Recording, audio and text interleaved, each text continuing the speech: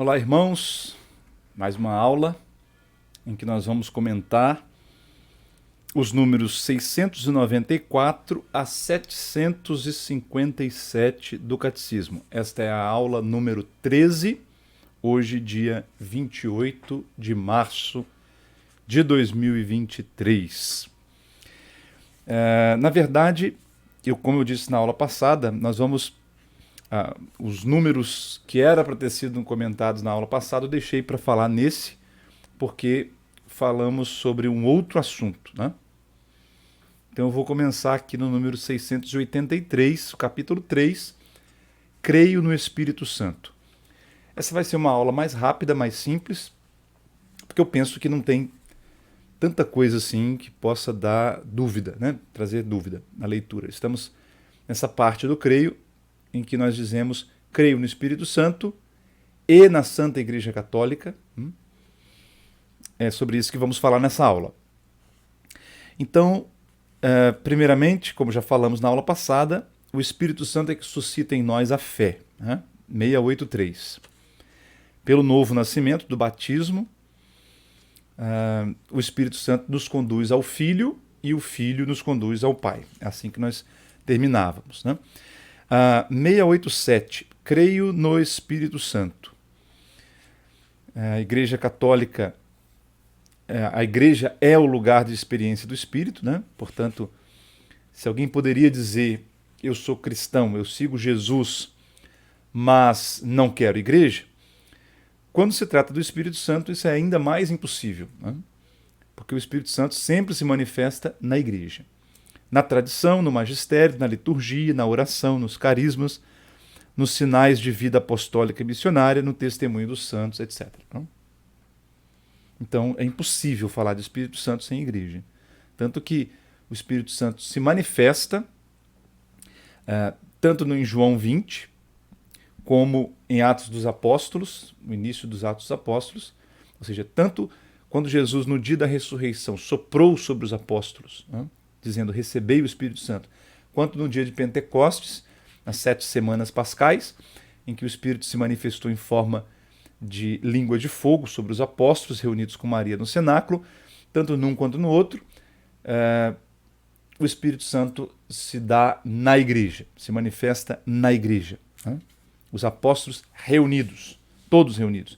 Ele não vem a indivíduos isolados, ele vem à igreja reunida. Como nós cantamos naquele hino, geralmente cantamos na festa de Pentecostes ou no sacramento da Crisma, nós estamos aqui reunidos como estavam em Jerusalém, pois só quando vivemos unidos é que o Espírito Santo nos vem. Só quando vivemos unidos em igreja que o Espírito Santo nos vem. Ou como Jesus, quando disse, onde 2 ou mais estão reunidos em meu nome, eu estou aí no meio deles. A fé cristã é eminentemente comunitária. Você pode ser um budista isolado, você pode ser um muçulmano isolado, mas um judeu ou um cristão isolado de uma comunidade é impossível. Impossível, né? Precisamos viver a nossa fé necessariamente na comunidade. 689. A missão conjunta do Filho e do Espírito. O Filho e o Espírito Santo são distintos, mas inseparáveis. Jesus é ungido, o Espírito Santo é a unção. Já falamos disso também. 691. O Espírito Santo, a palavra Espírito vem de expirar, é a segunda parte da respiração. Nossa respiração se faz em 2 movimentos. Inspira, expira. Inspira é entrar o ar pelo nariz. Nós usamos essa palavra inspiração do Espírito Santo quando falamos o que acontece quando o Espírito Santo entra na alma humana. Ele nos inspira, por exemplo, inspira o autor sagrado a escrever os livros canônicos, né? E ele expira, é quando o Espírito sai. Então, esse movimento de sair o sopro, o hálito da boca de Deus, é daí que vem a palavra Espírito, né? Traduz o verbo hebraico, o termo hebraico ruá, que quer dizer sopro, ar, vento. hálito, né? Muito bem. As denominações do Espírito Santo, ele é chamado de defensor, paráclito, que pode ser traduzido como defensor, advogado, consolador, aquele que é chamado para perto, literalmente, né? Aquele que é chamado para perto. E aí sim, agora começamos os números de hoje, 694, os símbolos do Espírito Santo. Água, porque assim como na gestação, no nosso primeiro nascimento, nós somos gestados, somos gerados no ventre materno na água, né, no líquido amniótico. Então a água é o símbolo do Espírito, porque é no Espírito que nós somos gerados, né, do batismo que nós somos gerados para a vida nova. Unção. Na aula passada nós já falamos disso, mas aqui retomo esse tema. Por que o óleo é um símbolo do Espírito Santo? A unção. Porque o óleo penetra na superfície, né? Se você passa numa mão água e na outra mão óleo, a água, daqui a alguns segundos, né, já vai ter evaporado. A água não penetra, ela fica na superfície, né? Mas o óleo não, o óleo penetra nos poros. Então simboliza a ação do Espírito Santo que penetra, né, em nossa alma, penetra no mais profundo do nosso ser. Então a água é símbolo do batismo, é símbolo do Espírito Santo por causa do batismo, e a unção é símbolo do Espírito por causa da crisma, da confirmação, o sacramento da confirmação, que no Oriente é chamado de crismação, né? Por causa da palavra crisma, que é o óleo da unção, né? No Antigo Testamento, os reis, os sacerdotes e os profetas eram ungidos literalmente, porque se derramava um óleo, né, sobre a cabeça deles. Assim Samuel, por exemplo, quando ungiu o rei Davi, tirou um chifre, porque o chifre era uma espécie de garrafa, né, onde se levava o óleo, e derramou o óleo do chifre sobre a cabeça de Davi. Assim se ungia, porque o óleo é símbolo do Espírito Santo, né? O fogo, por ser uma energia transformadora, o fogo dobra até o metal mais duro, né? Assim o Espírito Santo amolece os corações, molda os corações. O Espírito aparece como línguas de fogo. Jesus diz: eu vim para lançar fogo sobre a terra. Como gostaria que já estivesse aceso. Então o fogo é símbolo do Espírito, porque é isso que ele faz na nossa alma, né? Ele molda a nossa alma, ele nos une a Deus, né? 697. A nuvem e a luz. Nas teofanias, teofania quer dizer manifestação de Deus, né? Lá no Antigo Testamento, a nuvem é símbolo da presença do Espírito, porque ao mesmo tempo que ela manifesta, ela esconde, né? Sabe-se que o Espírito Santo está guiando o povo de Deus no deserto por causa da nuvem, né? A coluna de nuvem. Mas ao mesmo tempo, olha-se para a nuvem e não se vê Deus. Ela ofusca, ela oculta, ela não mostra totalmente, ela esconde a transcendência de Deus, né? A glória de Deus. O anjo disse a Maria, né? O Espírito Santo te cobrirá com a sua sombra. Sombra, mesma coisa de nuvem, né? Na transfiguração, na ascensão, sempre aparece uma nuvem que oculta Jesus dos olhos dos discípulos, né?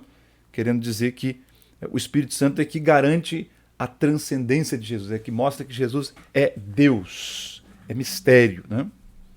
O selo também é um símbolo próximo ao símbolo da unção, né? O sinete, às vezes aparece a palavra sinete, né? Ele é quem o Pai assinalou com seu selo, nos diz São João capítulo 6, né?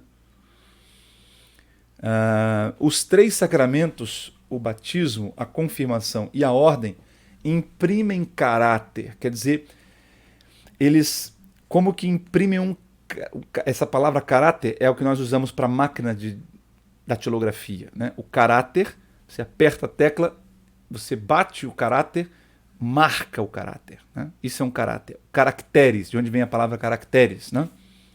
Então, esses três sacramentos, o batismo, a confirmação e a ordem, imprimem caráter. É uma unção profunda, indelével, quer dizer, que não se pode apagar. Né? Mesmo se alguém for para o inferno, lá no inferno ele vai ter o selo do Espírito Santo, o selo do sacerdócio. Né? Um sacerdote pode deixar o ministério, pode perder a fé, pode ser excomungado, ele não deixa de ser sacerdote, porque o sacramento da ordem imprime caráter, e isso é indelével. A mão e o dedo são também símbolos. A mão por causa do símbolo, do gesto da imposição das mãos. Né? Tem a ver com aquele símbolo lá atrás da nuvem, da sombra. Imponho as mãos, eu faço sombra. Eu estou dizendo, o que está debaixo da minha mão pertence a Deus. Né? E o dedo de Deus, Jesus disse, se é pelo dedo de Deus que eu expulso os demônios, então o reino de Deus chegou para vós. O dedo da mão direita de Deus, né? O dedo em riste. Quando nós estamos ameaçando alguém, dando uma ordem a alguém, nós fazemos assim, né? É interessante pensar, se é pelo dedo de Deus que eu expulso o demônio, Jesus disse, fora. Né? O dedo de Deus demonstra autoridade. Então o Espírito Santo é o dedo de Deus. E a pomba, né, que apareceu no final do dilúvio, para mostrar que a terra já estava habitável, a pomba que apareceu sobre Jesus depois que ele foi batizado no Rio Jordão. Agora vamos passar um pouco mais rápido. Número 3, o Espírito no tempo das promessas. Aqui está falando aqui do Antigo Testamento. Né? Como que o Espírito Santo falou pelos profetas, nós dizemos no credo. Falou pelos profetas, quer dizer, ele inspirou os escritores sagrados a escreverem os textos bíblicos. Né? Falou pelos profetas. Ele já na criação, né, o Espírito Santo está na origem do ser e da vida de toda criatura. Né? Ele é o Espírito da promessa. Número 705. O homem continua sendo a imagem de Deus, embora tenha perdido a semelhança com Deus. Lembra, Gênesis 1, 26? Façamos o homem à nossa imagem e segundo a nossa semelhança.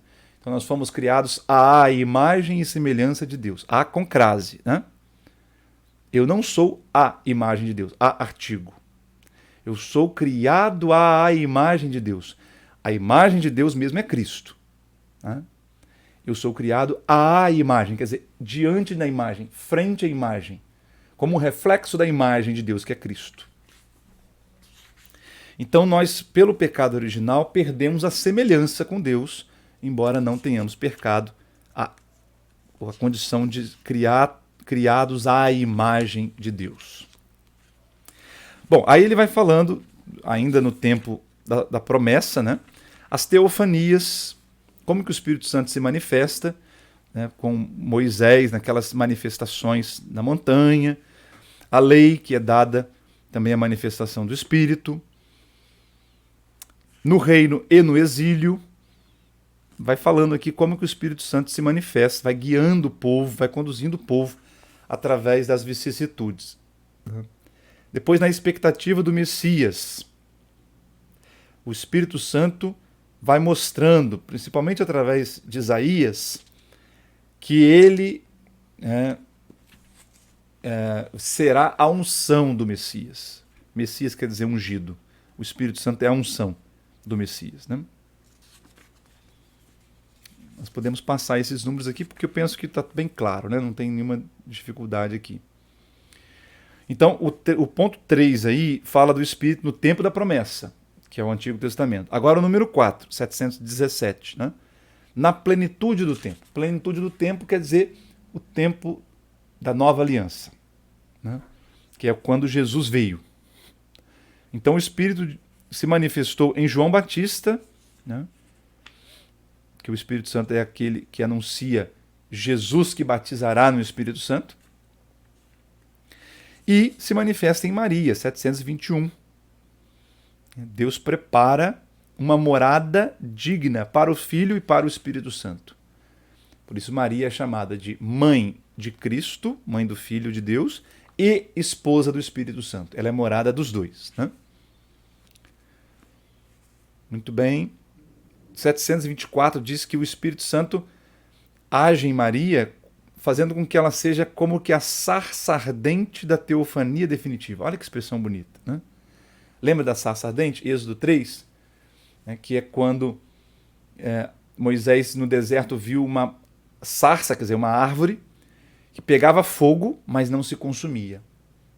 Né? Pegava fogo, mas não queimava. É símbolo da glória de Deus. E aqui os santos padres da igreja dizem que Maria é uma sarça ardente, porque o Espírito Santo é o fogo, né, que faz com que Maria seja cheia de graça, né? Ela é totalmente tomada pela graça, mas sem consumir, ela continua intacta, ela é virgem. Né? Bonita expressão. 726, o Espírito Santo faz com que Maria seja não só mãe do homem Jesus, né, de Jesus enquanto homem, mas ela é mãe do Cristo total. Essa expressão aí, que está no número 726, é de Santo Agostinho. Santo Agostinho desenvolveu essa teoria, né, do Christus totus, né, que nós, em português, o Cristo total. Nós usamos até com T maiúsculo para diferenciar aí, né? O que seria isso? Né? O Cristo total é a cabeça mais os membros. Esse é o Cristo total. Né? Cabeça mais membros. Cabeça é quem? Jesus. O homem Jesus. Homem Deus. Né? E os membros, nós, a igreja. Né? Então o Cristo total não é só Jesus. O Cristo total é Jesus mais a igreja, que agora, por causa do Espírito Santo, são inseparáveis. É por isso que eu dizia, é impossível dizer, eu sou cristão, mas eu não tenho igreja. O tal do cristianismo não denominacional, né? Na nossa forma de ver, nós católicos, isso é impossível. Impossível. Né?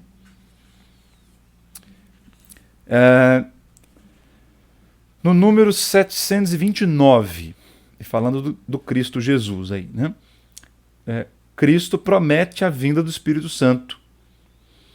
Ele diz, né? Quando se der o mistério pascal, né? Quando vier a minha morte e ressurreição, então o Espírito Santo será dado. Né? É isso que Jesus anunciou. E Jesus diz, ele, o Espírito Santo, vos ensinará tudo e vos lembrará tudo que eu vos disse. Então o Espírito Santo é continuador da obra de Cristo. É a alma da igreja. Se nós somos o corpo de Cristo, o que faz com que nós não sejamos o cadáver de Cristo, nós sejamos um corpo animado, um corpo que tem uma alma, é o Espírito Santo. O Espírito Santo é a alma, portanto, desse corpo.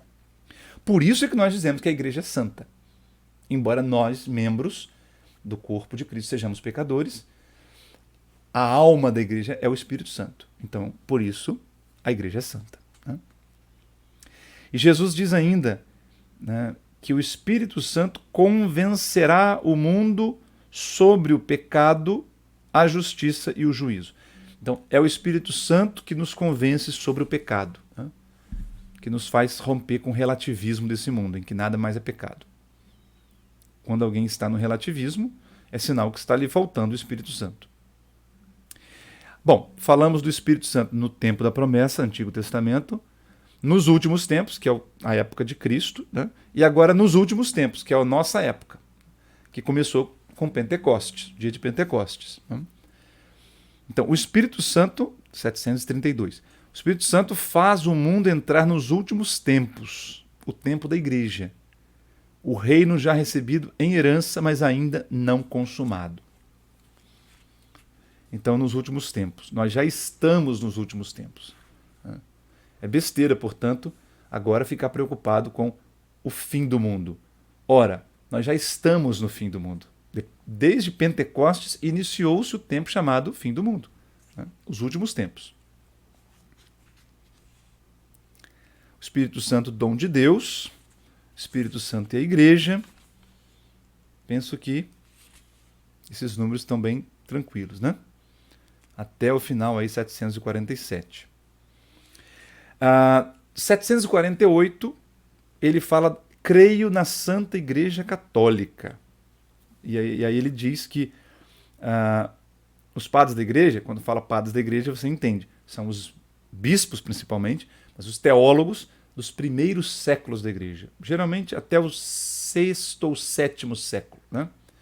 São os nossos pais na fé, como foi Abraão na antiga aliança, os padres da igreja, né? São Basílio, São Gregório, São Leão Magno, Santo Agostinho, São Jerônimo, né? Santo Ambrósio e tantos outros padres da igreja. Os padres da igreja diziam que a igreja é como a lua, Cristo é o sol, a igreja é a lua. Assim como a lua não tem luz própria, por mais bonita que seja a lua cheia, a gente olha, admira a lua, mas a gente sabe que aquela luz que está lá é apenas um reflexo da luz do sol. O sol está do outro lado do planeta e refletindo o seu brilho. Então, mesmo quando nós olhamos para a lua, o que nós estamos admirando, na verdade, é o sol. Mesma coisa é a igreja. Mesmo quando nós admiramos a beleza da igreja, nós estamos admirando a beleza de Cristo, porque Cristo é o sol. Aí no número 750 ele diz uma coisa interessante, né? Que no credo nós dizemos assim, credo ecclesiam, que significa literalmente creio a igreja. Como na tradução, no português fica muito estranho dizer creio à Igreja Católica, nós dizemos creio na Igreja Católica. Né? Creio na Igreja Católica. Então veja, tem uma diferença aí. O catecismo diz assim, para que não se confunda Deus com as suas obras. Então eu não posso dizer creio em Deus Pai, creio em Deus Filho, creio em Deus Espírito Santo, creio na Igreja Católica, como se fosse no mesmo sentido. Por quê? Porque a igreja não é objeto da minha fé do mesmo jeito que Deus é. Só Deus é o objeto da minha fé. Então eu digo em dois sentidos. Eu creio a igreja, porque a igreja é o resultado do que eu creio. A minha fé é a igreja, portanto eu creio a igreja. E eu creio na igreja no sentido, é na igreja que eu creio em Deus. A igreja, aqui como o creio na igreja como no sentido de a igreja é o ambiente de fé, o ambiente onde eu creio em Deus. É interessante isso, né? Porque mostrar que a igreja não é objeto de fé, porque não se pode confundir Deus com as suas obras. Aí no número 751 ele traz uma etimologia da palavra igreja. Né? Vem do grego ekalein, que quer dizer chamar fora. Eclésia quer dizer convocação, assembleia convocada. Né? É como aquela assembleia que Deus mandou convocar lá no Monte Sinai.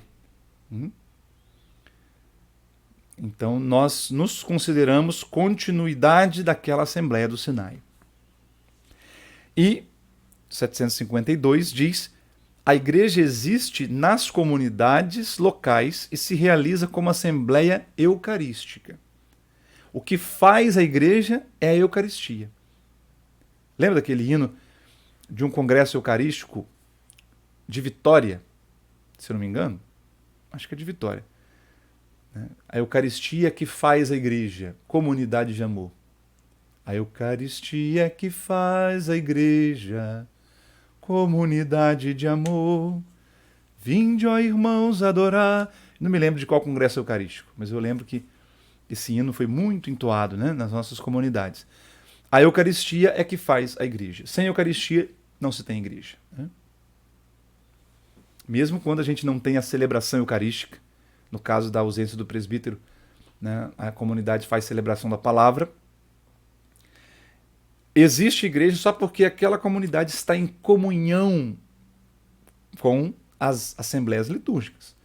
Na sua comunidade vocês estão celebrando a palavra, mas o que faz com que seja ali igreja de Cristo é que vocês estão em comunhão com onde o padre está celebrando a Eucaristia. Né? E por isso é que nós sempre rezamos pela igreja nas nossas celebrações, mesmo na palavra, para evidenciar que nós só somos igreja porque em algum ponto da nossa comunhão está sendo celebrada a Eucaristia. A Eucaristia é o corpo de Cristo e faz com que os que se alimentam dela se tornem corpo de Cristo também. Por isso a igreja é chamada de corpo de Cristo, por causa da Eucaristia. 753. Os símbolos da igreja. Primeiro, a igreja é o corpo de Cristo. Depois, 754, a igreja é o redil, né? Quer dizer, o rebanho, o lugar onde as ovelhas são reunidas, né? Lá em João capítulo 10, Jesus fala isso, né? Eu sou o bom pastor. Tenho ainda outras ovelhas que não são desse redil. 755, São Paulo fala: a igreja é a lavoura de Deus, ou o campo de Deus, ou a construção de Deus, edifício de Deus, né? A casa de Deus. 756. Por fim, no número seguinte, a igreja é a esposa do Cordeiro, nos diz o Apocalipse, né? A igreja é a esposa de Cristo. Assim como o esposo deve amar a sua esposa, Cristo ama a sua igreja. 758, origem, fundação e missão da igreja. Então, nós vamos terminar aqui. Na próxima aula, vamos começar no número 758. Então, a próxima aula, nós retomamos daqui o discurso sobre a igreja. Deus abençoe você, bom estudo, até semana que vem, se Deus quiser.